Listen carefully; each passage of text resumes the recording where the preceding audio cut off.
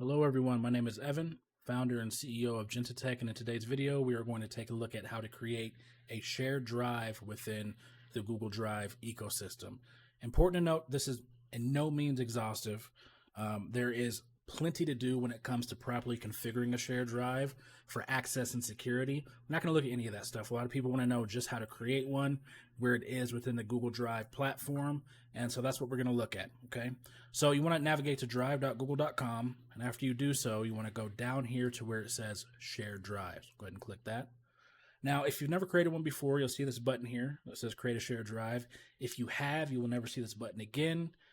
Everything will be done at the top left button here that says new, so we'll go ahead and click that to where it says new. All right, and then we'll just type in, name this test drive here, and we'll create. This is going to kick us inside of the drive that we just created, and you can see that we're in there now. I'm going to hop back out so you can see what it looks like when you enter the shared drives panel and you have shared drives here. This is what you'll see.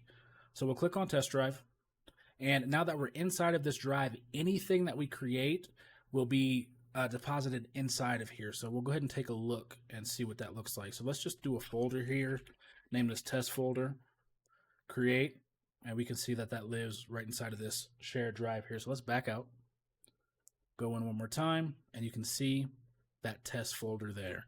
So it's really that simple. Again, there's a lot more to it. We'll look at that down the road. If you have any questions, feel free to reach out to us at info@gentatech.com. I appreciate you watching. Thank you.